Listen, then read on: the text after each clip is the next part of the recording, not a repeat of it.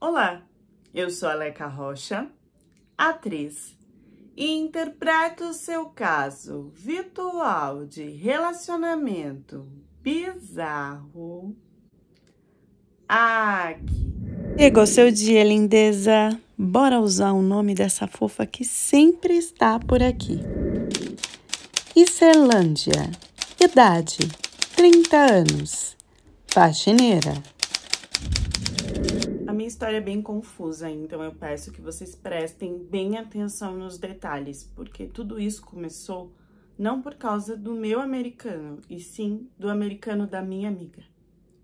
Tudo começou com um encontro dela, banal, desses de gringo encontrar brasileira só para se divertir, por aquele aplicativo bem famoso que todo mundo já usou e que a maioria já desistiu de tentar alguma coisa nos dias de hoje. Nada de novo. Hi, oi. Are you speak English? Não, eu não explico nada. Não tem problema, porque no fim a gente vai trocar algumas palavrinhas pelo Google Tradutor, se olhar, se beijar e se atracar. E aí eu vou dar todo o conforto que eu, como gringo, posso te oferecer naquele momento. Com certeza você vai se apaixonar, depois vai ficar mostrando a foto para todo mundo e desejando que eu case com você. Todo mundo já sabe. E foi assim que aconteceu. Ele deixou bem claro que queria uma coisa super casual, ela fingiu que não era isso e que talvez ele fosse ficar interessado e dar continuidade. Eles se pegaram e a única coisa estranha que teve nesse encontro é que na hora do vamos ver, esse gringo não era um gringo da benguilola mole, murcha, que meia bomba, que bomba meia. Não, ele era um gringo que conseguia colocar a madeira na mesa, entendeu? Conseguia fazer a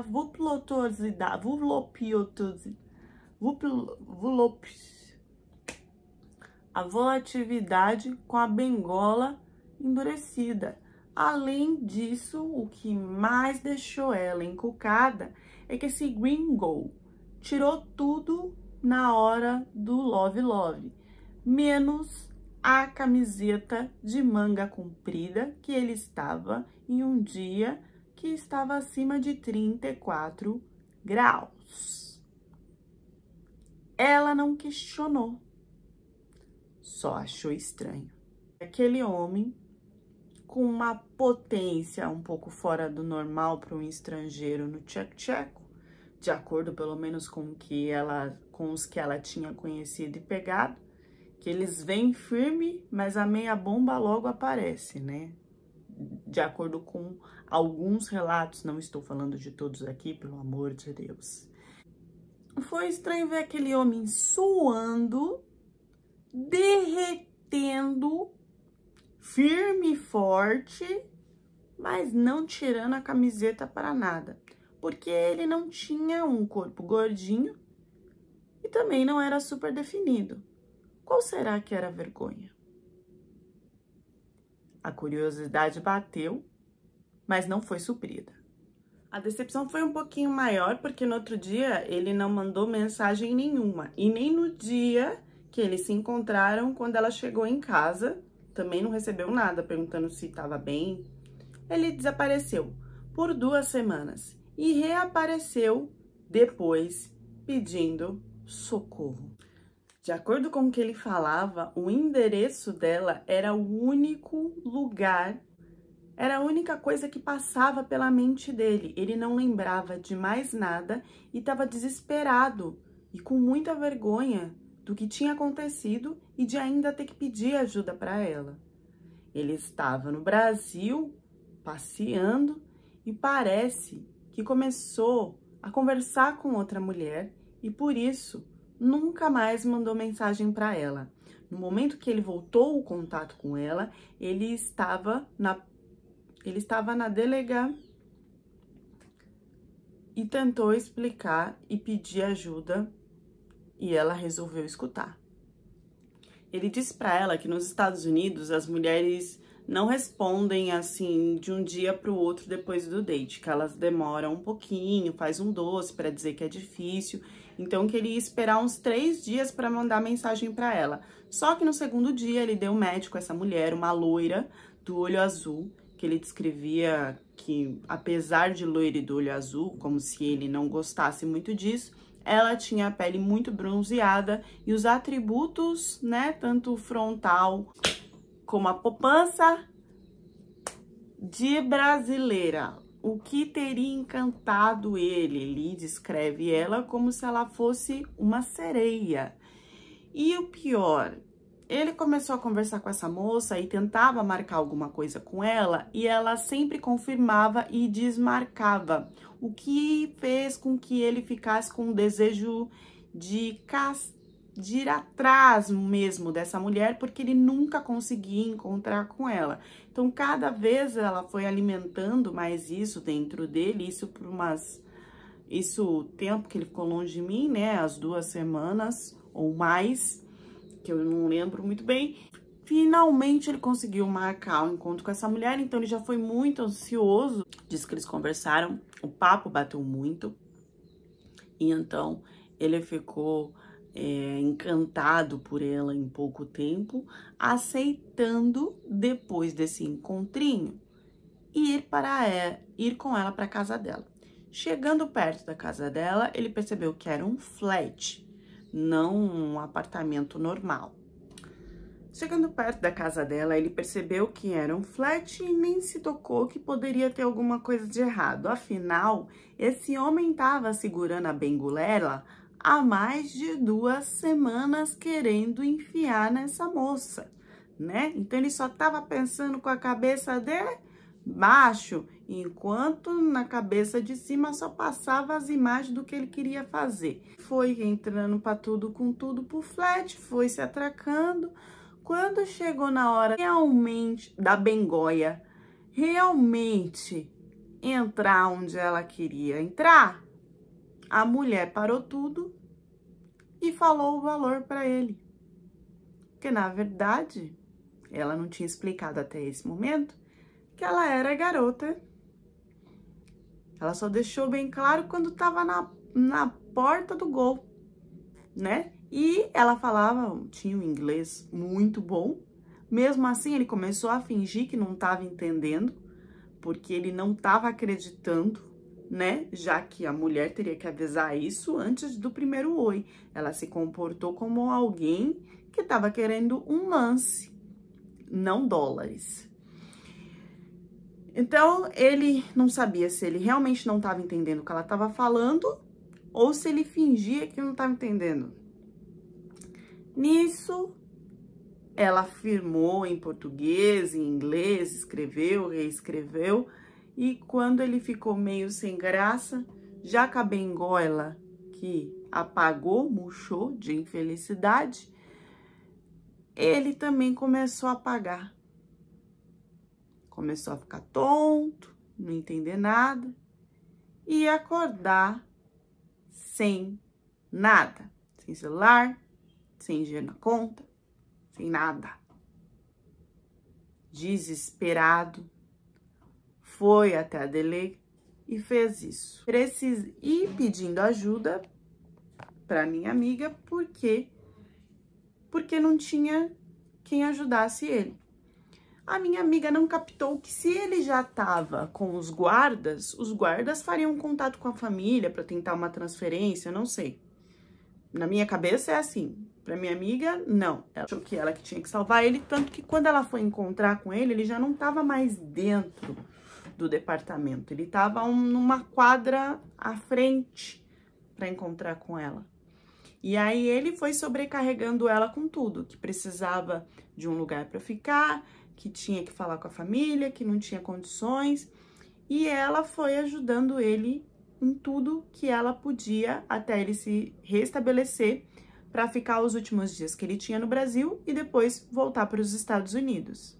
E foi nessa hora que ele se apaixonou por ela, porque foi a única pessoa que ajudou ele. Ela que, sabe, pegou o dinheiro que ela tinha, passou o cartão de crédito, fez o que podia ali, até ele conseguir a transferência. Ele podia simplesmente sumir e não devolver nada para ela, como ele sumiu da primeira vez, depois do lance, Mas eu não sei, ela disse que ela tinha uma esperança dentro dela, que ao mesmo tempo ela não tinha. Por quê? Porque ela tinha 4 filhos. Então, por isso que ela já saiu só como uma coisa de um lance, porque ela sabia que nenhum cara ia querer assumir essas crianças, né? 2 de um pai, 2 de outro pai, os 2 que não dava nenhuma assistência, era ela que corria atrás de tudo isso. Então, ela não acreditava, né, que poderia acontecer alguma coisa.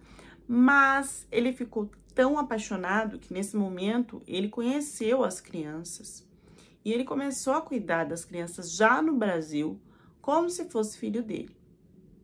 E ele falou para ela que ele não queria perder o contato com ela, que ela era a mulher da vida dele e que ele iria voltar para buscar não só ela, como os filhos. Antes dele voltar para os Estados Unidos, eles se atracaram de novo e ela disse que novamente, aliás, assim, sempre que ele podia, ele tava com uma blusa de manga comprida que ele não tirava.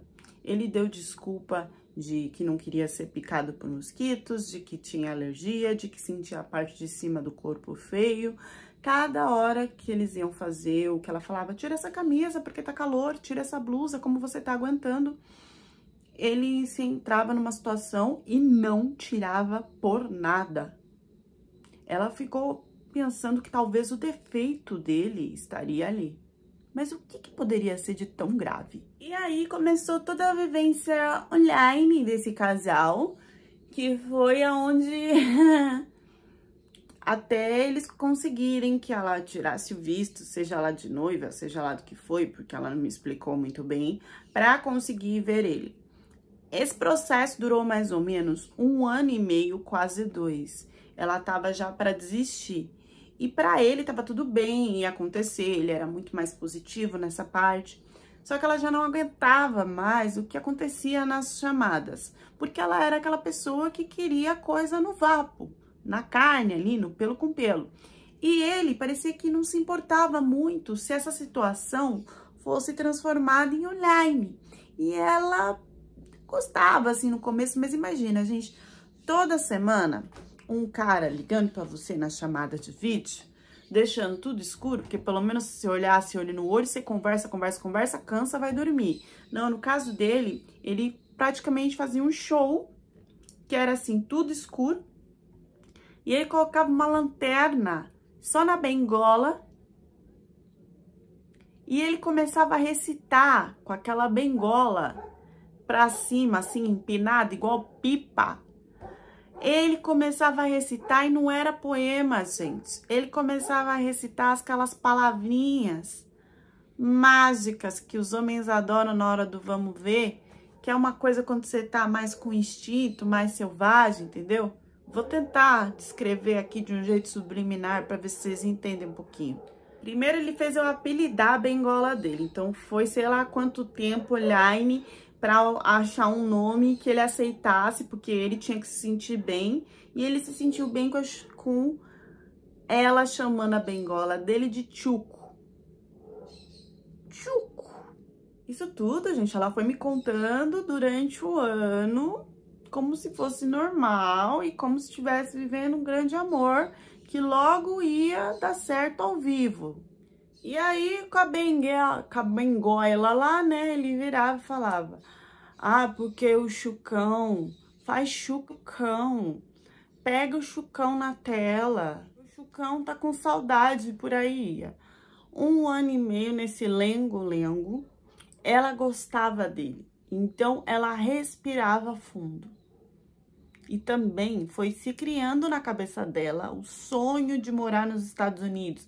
Aquela casa super mobiliada, nova, os filhos tendo os melhores estudos, ela ganhando em dólar e tendo condições. Aquilo foi se criando, mas ao mesmo tempo que foi se criando tudo na cabeça, ela não buscou pensar com que ela iria trabalhar, como que seria o inglês, que era precário.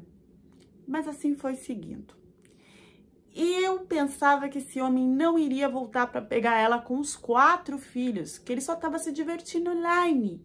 Mas ele voltou. Ele ficou nesse vai e volta e sempre fazendo o tcheco-tcheco com a roupa da parte de cima que ele nunca tirava. Eles nunca tomaram banho juntos, porque ele meio que trancava a porta do banheiro, queria fazer isso sozinho. Não tinha essa coisa de ir pra praia. E assim foi, até ela conseguir o visto para ir com ele para os Estados Unidos. E não só isso, organizar de ir as crianças, pois ele levou uma por uma e formou a família dele lá com ela. Quando ela chegou lá, que não tinha mais a questão dela voltar, aí sim ela descobriu o que estava por trás dessa camiseta. E acreditem que eram somente tatuagens. Mas cada uma delas tinha um símbolo que nenhuma de nós poderíamos imaginar. Em uma parte ele tinha como se fosse um X, mais de duas ar. Em outra parte, ele tinha um pássaro. E em outra parte, ele tinha o S e o S. Enfim, eram tatuagens que, ao mesmo tempo que tatuagens, eram também códigos para uma coisa que ela nunca tinha estudado, não sabia, e eu muito menos. Na casa, começaram a acontecer coisas estranhas que ela não me passava. Então, eu estou aqui adiantando para vocês.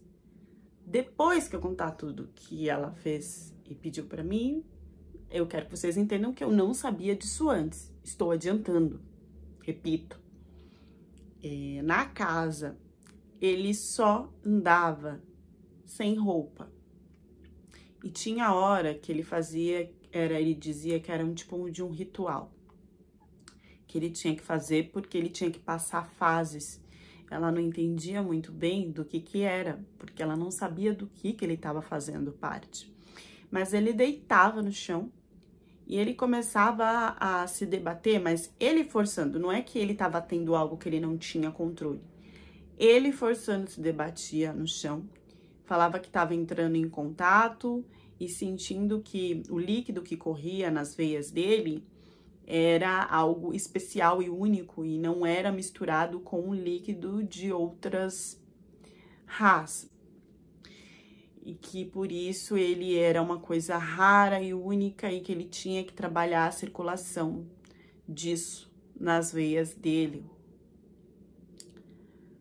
Outra coisa, não importava se tinha mulher ou não na casa, ele nunca estava vestido e sempre com a beigola de pé. Então, ela passou meio que uma situação muito constrangedora, porque ela levou 4 filhos e 3 eram meninas pequenas. E o outro menino, que era maior, antes de começar a acontecer isso, ele fez uma amizade muito grande com esse menino e começou a dormir no quarto do filho. Criar essa intimidade, ele aparecia do nada, sem roupa, parecia que ele tava num lapso, num surto, mas ele voltava naturalmente, assim, como se estivesse tudo bem o que ele estava fazendo. Ela percebeu ali uma aproximação com o menino, pensava que era de amizade, mas começou a se ter algumas dúvidas e não podia cobrar dele, porque estava na casa dele, estava com tudo sendo bancada por ele. Só que ela não me contava nada disso. Ela mostrava os vídeos do churrasco, das festas, dos presentes. Sempre estava tudo bem. Nunca me contava nada de ruim que estava acontecendo lá. Nisso, ela simplesmente, quando conversava, mostrava o que estava acontecendo, virava para mim e falava: como é que tá aí? Você tá conseguindo dinheiro? Óbvio que não estava conseguindo, né? O tanto que eu precisava para trabalhar em casa. Eu tinha minha mãe com algumas questões, apesar da minha família ajudar. E ela simplesmente se oferecia, falava: ai, não, o James soltou aqui um dinheiro que eu não tô usando, também tá sobrando para ele, vou mandar para te ajudar. Então, ela mandava dinheiro para mim várias vezes, que assim, não ia precisar para nada. Ela foi explicando para mim, tá vendo, né, como o dólar vale mais. E aqui você trabalha de qualquer coisa, você consegue, é muito fácil. Por que que você não vem? Que aí você manda para sua mãe, os cuidados médicos dela serão melhores, você vai poder dar um conforto maior. E já que ela pode ficar com a sua família, não tem problema nenhum, vem pra cá. E aí começou essa ideia de querer que eu fosse pra lá, pra ficar na casa dela. E eu sou muito assim, eu não entendia o porquê que ela tava oferecendo tanto e porquê que ela tava me ajudando tanto. A ajuda, ela começou bem de pouquinho e com os meses ela foi aumentando a ponto dela falar que a hora que eu quisesse ela comprava a minha passagem e eu iria pra lá. Eu comecei a assistir algumas coisas sobre essa questão de não poder ficar muito tempo sem documentação nos Estados Unidos e de como poderia ser bom, de como poderia ser ruim. Vi os prós e os contras e fiquei um pouco em cima do muro de tentar essa situação. No começo eu aceitei, até tentei. Fui pensar na questão do visto, ela disse que me ajudaria com tudo, que eu ia conseguir tirar de qualquer forma, mesmo que demorasse, mesmo que não fosse na primeira vez, a gente tentava a segunda, a terceira, que ia dar certo. E eu acabei desistindo no meio do caminho de ir com ela. Mas todos os dias ela falava, você tá vacilando, você tem que vir, você tá perdendo dinheiro. E sempre mostrando cada vez mais uma vida feliz. Quando em uma dessas conversas eu falei pra ela que eu, na verdade, eu tinha medo de ir sozinha, porque eu não falava inglês, porque iam me barrar na imigração, essa coisa toda. Ela falou, não, se esse é o problema, a gente marca então, e eu vou aí e te busco. E aí, quando ela falou isso, me veio um bloqueio e insegurança ainda. E eu falei pra ela, olha, eu não sei o que tá acontecendo, mas mesmo você tentando me passar toda a segurança possível, eu ainda tô insegura, eu ainda não confio de ir. Aos poucos eu vou trabalhar isso em mim, porque eu via que era necessário, eu não tava conseguindo mais tirar muito dinheiro aqui no Brasil e via que eu ia ser demitida a qualquer hora, as coisas estavam piorando. Até que o Ken me deu oi no direct. E o Ken era mesmo a cara escarrada, cuspida do Ken, da Barbie. Era um homem que ele era plastificado, sabe aquele queixo, aquele rosto quadradão, mas que você vê que é puxado na plástica, olha lá, a Amaury Júnior. Igual aquele cara que quer ser o Ken da Barbie mesmo, sabe? Você vê aqui que é tudo puxado, mas que aqui tem as ruguinhas, porque só mexeu no rosto. Dava pra ver que ele era um homem mais velho, muito vaidoso. Ele me deu oi, já comentando que gostava muito do Brasil, que gostava muito das brasileiras, que tinha visitado várias vezes aqui e que tinha o interesse em casar com uma brasileira. Quando eu mostrei para minha amiga, ela falou, nossa, que coincidência, o meu marido conhece esse cara. Esse cara é amigo dele, de não sei aonde e tal, fica tranquila, pode conversar, fica, né, porque eu não sabia muito como confiar. A conversa foi fluindo, foram vários meses, e aí eu até falei pra ela, tá vendo, você tá falando pra eu ir pros Estados Unidos, que você me ajuda com o visto de turista, pra ficar, pra ver se eu vou gostar, né, pra depois efetivar, talvez eu já possa ir até com o de noiva, do jeito que tá caminhando, que tá fluindo aqui, né. E aí eu lembro que a minha amiga ficou um pouco brava, ela falou que eu não deveria fazer isso, porque quando a gente faz esse visto de noiva, a gente fica na mão do cara. E aí depois ele faz o que quiser. E apesar de ser amigo dela, o cara poderia mudar lá. Na verdade é porque ela já sabia que o marido que ela tava não era todas essas coisas. Só que ela não me passava.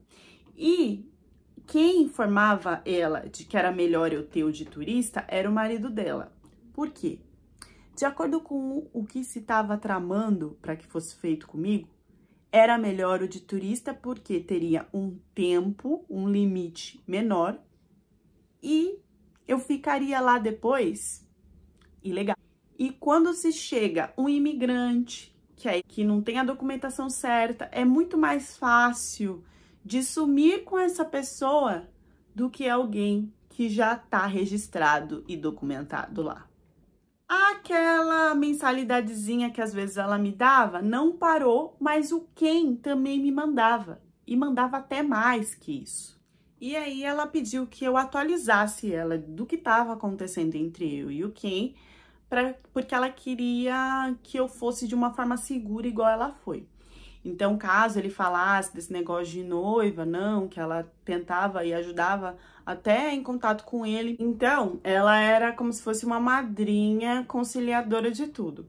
Ela falou que era melhor eu fazer como? Ir primeiro, ficar na casa dela, ver como que era, se eu gostava. Ela daria um trabalho pra mim lá, ou na casa dela mesmo, se eu quisesse, ou se eu quisesse procurar fora. Mas entendesse primeiro como turista, como que era. E aí, ele fosse lá me visitar, depois de conversas e jantares e saídas, aí sim buscar essa coisa de casar, que eu não devia ir direto pra não dar ruim. E eu concordava com ela. Só não sabia por que ela estava disposta a me ajudar tanto. Quando eu realmente criei coragem, e quem me deu coragem e segurança foi o Ken, porque aí sim eu estava indo para lá, para depois tentar uma vida 2. Sozinha eu achei que não era uma boa coisa.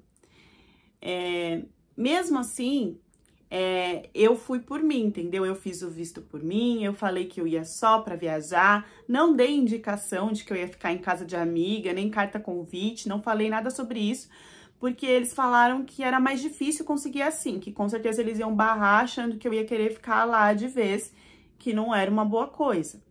Então, eu não citei nada, endereço, nome de ninguém.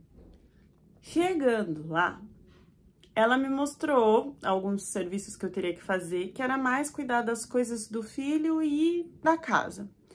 Só que a cada dia que ia passando, esse trabalho ia aumentando, o meu tempo de descanso ia diminuindo, a comida também ia diminuindo. E primeiro eu fiquei num quarto normal, que só durou, tipo, 2 dias da casa. Depois eu fui para um quartinho pequeno, que nem a cama cabia direito e eu nem conseguia respirar. Então, a beleza e o conforto e o dinheiro foi diminuindo de uma semana para outra.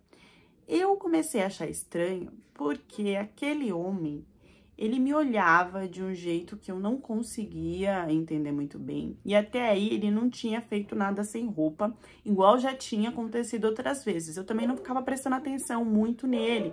Eu conversava mais com ela, até porque eu não sabia inglês. É que em um desses dias no quartinho, eu fui abrir, porque eu praticamente madrugava para organizar tudo, porque ela queria que todo dia tudo tivesse impecável e que a alimentação deles fossem feita de forma saudável. E era assim, uma coisa diferente para o filho, outra coisa diferente para a filha, outra coisa diferente para ela, outra coisa diferente para ele. Que eu abri a porta do quartinho, esse homem estava de pé na minha frente, sem nada. E aí foi que eu vi as tatuagens. E eu lembrei que ela tinha falado da questão da camisa, que ele só fazia com. E eu fiquei tão sem graça que eu entrei pro quartinho de novo, fechei a porta e fiquei rezando 1, 2 horas. Eu não sabia mais como que eu ia abrir ou não, enfim, abri desesperada e graças a Deus ele não tava mais lá. Eu achei até que tinha sido uma visão da minha parte. Mas aquelas tatuagens ficaram na minha cabeça, a ponto de eu sonhar com as tatuagens e mais tarde ir até pesquisar sobre. Eu não contei pra vocês, não me descrevi, né, o meu perfil, mas eu era uma mulher preta. E eles eram brancos. E quando eu fui pesquisar essas tatuagens e até conversar com uma outra amiga minha que era mais consciente, a gente acabou descobrindo que quem fazia esse tipo de tatuagem era de um grupo suprema lá dos Estados Unidos, que era contra os africanos. Mas não era um contra assim, ah, não gosto, tchau. Não. Eles faziam movimentações sobre isso, eles tinham fases. Sabe igual maçom? Maçom tem uma coisa que é assim, conforme você vai fazendo as coisas dentro da igreja, você vai passando de fase, vai conseguindo benefícios, nome e poder. Então, esse grupo supremo também. Só que aí os feitos deles eram contra as pessoas. A primeira coisa é que eles deviam falar mal dessas pessoas. Depois eles deviam xingar alguém. Depois eles deviam perturbar a pessoa de alguém mentalmente, psicologicamente. Depois tinham manifestações que eles faziam nas ruas, amedrontando mesmo. Depois eles partiam para o físico dessas pessoas, até chegar o arrasta para cima de alguma pessoa. E eles eram parabenizados e beneficiados por isso. Quando a mulher me falou isso, eu falei, gente, mas não pode ser. Será que alguém não pode fazer uma tatuagem dessa assim, sem saber? Sim, pode, só que ele não tinha uma. Ele tinha 4 símbolos. Então eram muitos sinais. Eu só não acreditava que talvez ela soubesse disso. Até porque ela não tinha entendimento dessas tatuagens, eu tinha certeza. O que aconteceu foi exatamente que eu tentei contar pra ela sobre. Ela riu, falou que não existia, que eu tava confusa, mas eu acho que ela contou pra ele. Porque a partir daí ele começou a pegar mais no meu pé. Ele já tinha mudado, mas a coisa ficou mais rápida. Então ele começou a colocar defeito nas coisas que eu tinha feito pro filho, que não era assim. E aí começou as ofensas, primeiro de boca. Depois me trancou no banheiro, me pegou pelo... E ali eu perdi o ar, porque sim, ele me agrediu. E aí qualquer coisa que vinha errada a partir daí, ele me agrediu e me tratava como uma... E falava, olha, você não tem documentação aqui. Se a gente te prender aqui depois dos 3 meses, vai ser ruim pro seu lado. Ninguém vai te achar. Ninguém vai te procurar, né? Você é uma imigrante. E aí a coisa começou a ficar ferrenha porque eu tinha ido pra lá para conhecer o Ken, né? Só que, cadê o Ken? Ele não existia. E ele foi fazendo essas fases comigo, né? De mudar tudo psicologicamente, falando do meu cabelo, do meu corpo, da minha cor. Depois ele passava, às vezes, e falava, olha, isso aqui é o que você merece. E aí ele já andava sem roupa como ele andava antes em casa comigo. Eu estando no quartinho ou eu arrumando algum lugar, às vezes eu arrumava o lugar com ele parado do meu lado, com aquilo de pé, e não podia falar nada. E nisso, gente, a minha comunicação, ela foi sendo cortada. E não existia o oi para o Ken. Eu fiquei tão atarefada no começo dos dias, e depois foi acontecendo isso, que eu fui perdendo tudo. E o Ken, que era bom, não tinha. Eu queria um jeito de fugir dali e eu não sabia como. Até que do nada, como se tudo tivesse transformado, como se nada tivesse acontecido, porque ela fingia que não via. E ele fazia coisas com ela que eu também não sabia muito bem o que era, até porque ela era parda, ela não era branca. Magicamente, quem estava na porta de casa era o Ken. E quando ele entrou, agora isso só pode ser atuação, tá? Mas quando ele entrou, parecia que eles não sabiam que o Ken tinha ido até lá. Parecia que ele estava me procurando há dias, que porque eu não respondia, ele resolveu ir até lá ver o que estava acontecendo. E que eles então começaram a atuar e a agir como se estivesse tudo bem e me tratando como amiga e não como escrava, que eu estava naquele lugar, pronta para ser para algum lugar a qualquer momento, eu tenho certeza.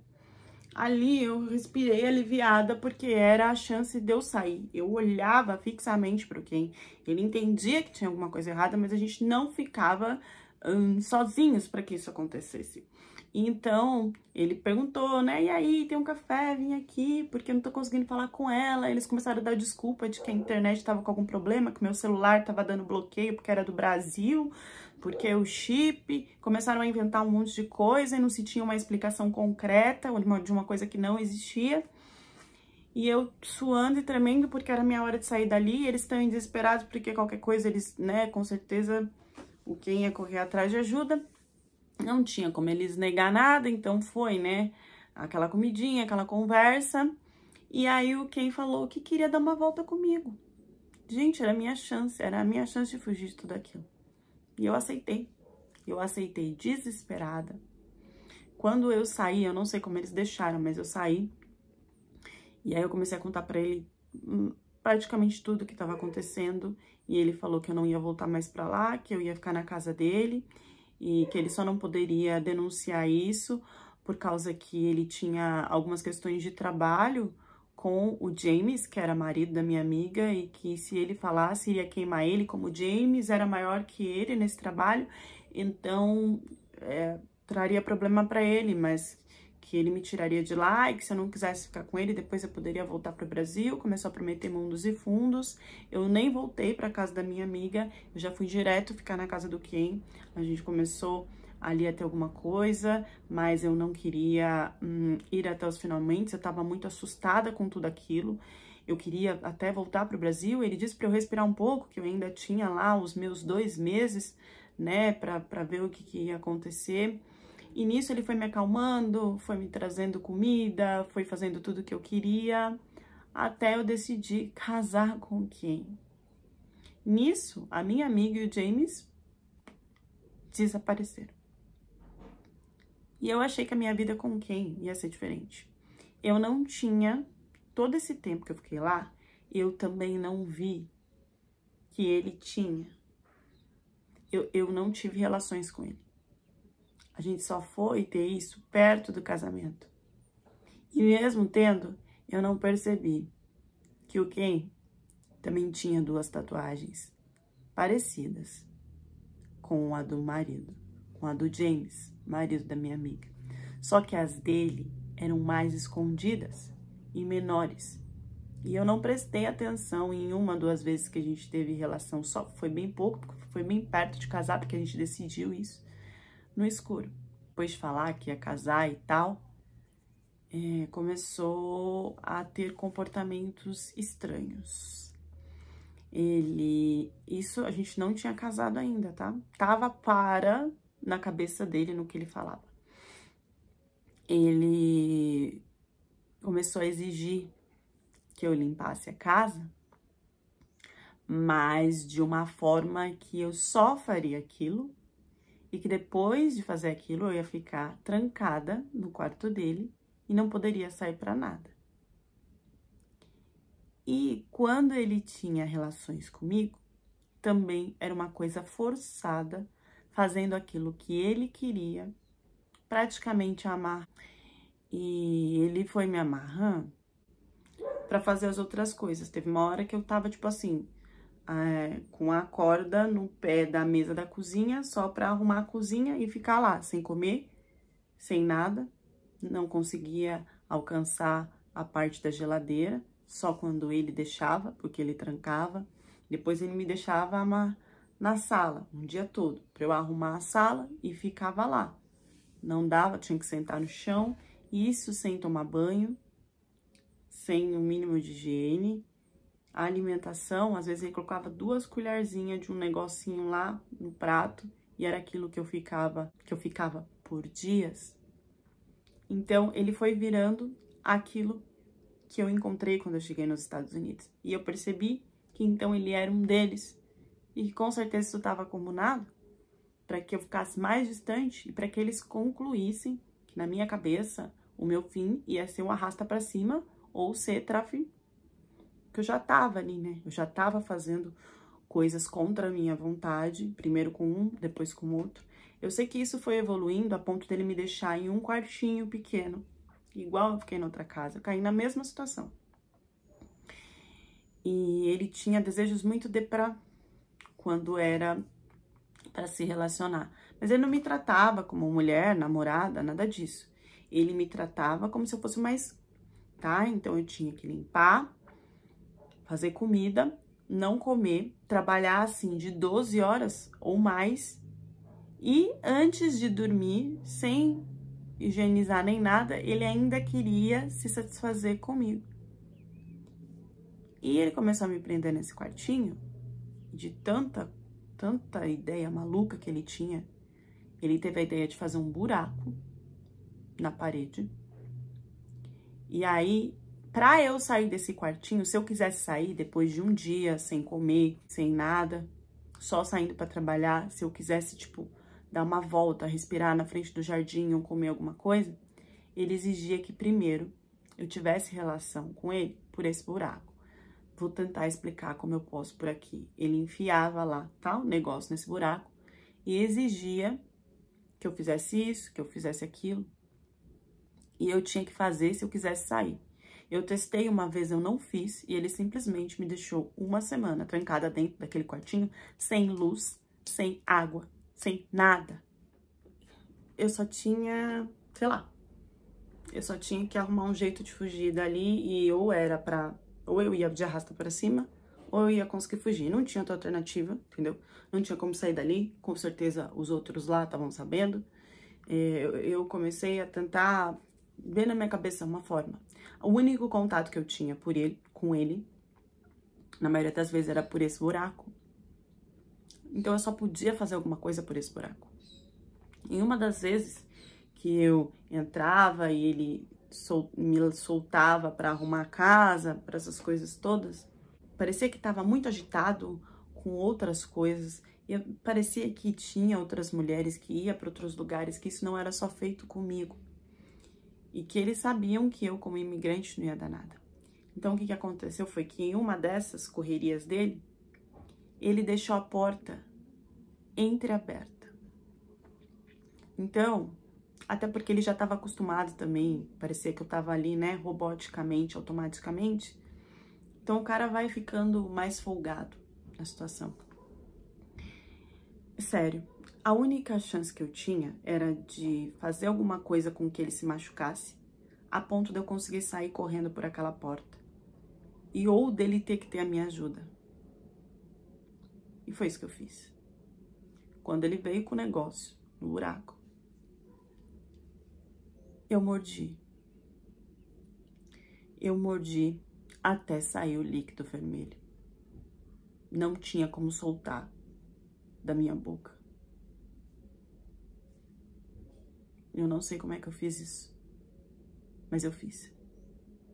E como ele era um narciso, né, com toda a beleza, ele caiu no chão desesperado. Ele olhava e falava, meu Deus, eu vou ficar sem, sabe? Nesse desespero todo, foi o tempo que eu tive para sair. E aí ele, transtornado, me pediu ajuda. Eu tive que levar ele para o hospital, para a situação toda que estava acontecendo. Só que se eu fizesse isso, ele ainda poderia colocar a culpa em mim e eu ainda iria, né, presa, com certeza. Então eu preferi deixar ele se contorcendo no chão, doido, entendeu? Peguei um pouquinho dos dólares, que foi o pouquinho que eu troquei, que eu vim, que eu não tinha gastado com nada, porque eu não tinha saído em momento nenhum. Peguei a chave, saí e deixei ele lá. Deixei ele lá, e aí, gente, eu andava eu não sabia se era morro, se era rua, se era mato, eu não sei o que eu andei, o que eu deixei de ver, que ônibus, eu não sei o que eu fiz. Eu sei que eu saí. Saí, eu vagava que eu não sabia pra onde que eu ia, mas eu só sabia que eu queria ficar o mais longe possível. Só parei quando eu encontrei pessoas da minha cor, era tipo uma lanchonete, loja de conveniência. Eu só parei quando eu encontrei pessoas da minha cor, porque eu já não sabia mais o que pensar. Não são todos assim, tá? Mas eu na hora não conseguia. Eu fiquei traumatizada, né? E aí sim eu recebi o que eu tinha que receber de cuidados, de primeiros socorros, essas coisas todas.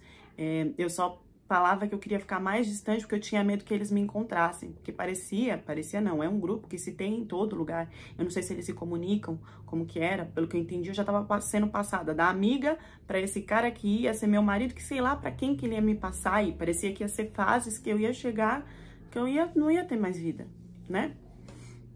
Eu não sei se era tudo isso mesmo, se eles faziam parte dos fantasiosos, exagerados, mas enfim, eu não quis ficar lá pra saber. Ajudaram a descrever, né, isso, contar, denunciar isso. Voltar pro Brasil a tempo, que eu só tinha os 3 meses lá. Depois ia ser uma dificuldade, né? Eu acho que eu podia ser presa, eu não sei muito bem.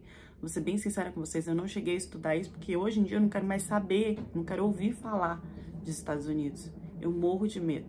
Quando eu cheguei no Brasil, eu ajoelhava no aeroporto, eu chorava, sabe? Porque tive que pegar dinheiro com gente que tava no Brasil, tive que contar o que aconteceu, não tinha como. A minha amiga, ela fingia que não estava acontecendo nada, que ela não estava vendo nada, enquanto o marido dela estava fazendo tudo isso comigo. E depois, ela simplesmente desapareceu, né? Não existe contato, não existe nada, nada mais. E eu tenho certeza que ela também não foi por um bom caminho, porque esse cara é um cara perigoso. Gente, nem eu sabia desses negócios da tatuagem e é muito importante, né? Gente, o que aconteceu é que uma mulher me chegou com uma história pela metade de uma brasileira que tava com o cara. Quando ela mostrou a foto do cara, tinha essa tatuagem, eu estava com uma pessoa que tem um conhecimento pesado na área sobre isso, já olhou as tatuagens falando, eu falei, mas não sabia que tinha isso, que tinha esses símbolos todos, não, tem tal. Nisso, eu fui buscar as histórias dos Estados Unidos que tinha no meu direct pra fazer. E já tinha uma história que eu tinha começado a escutar, eu não sabia que ia chegar nisso, que era muito parecida. Então, eu falei pra mulher que me mandou, né, a história pela metade, que a amiga também tá convidando ela para ir pra lá. Eu falei, gata, vou contar essa história no domingo, você assiste, porque é uma história totalmente parecida com o que você tá me contando, até a questão das tatuagens e tudo, né? E aí você já fica esperta que não é pra você ir. Que também tem uma amiga que tá com o cara lá, que também tem essas tatuagens, é um outro cara, mas que também tem essas tatuagens e que tá querendo pagar tudo pra ela ir. E a mulher que tá aqui também é uma mulher preta. Tomem cuidado. Não só as pretas, né? Mas esse é um alerta mais direcionado. Porque às vezes você olha o cara não só com tatuagem, com símbolo, com colar, existe todo um significado e a gente não vai buscar, né? A gente fica fissurada na pessoa, a gente nem quer saber das raízes da pessoa, o que a pessoa defende, o que a pessoa quer pra vida, né? Então é muito importante a gente pesquisar essa parte também. E eu vou deixar mais algumas informações, talvez, no comentário fixado para vocês. Nós não podemos mais ser pessoas ingênuas, pessoas inocentes, que criam amizades e que acham que todo mundo é bom. Então, desculpa. Então, gente, assim, não aceite convite de amigo, nem de familiar. A gente sabe que a maioria dos trap são feitos dessa forma por pessoas conhecidas, porque aí existe uma confiança, uma segurança melhor. Nesse caso, eles até enfiaram um outro cara porque ela não estava confiando 100% na amiga. Então, se não foi pela amiga, vai pelo amor. Toda forma de contato e relacionamento tem que ser avaliada, tem que ser pesquisada. E mesmo assim, a gente não pode confiar. Deixem as reflexões de vocês nos comentários e até a próxima história do canal.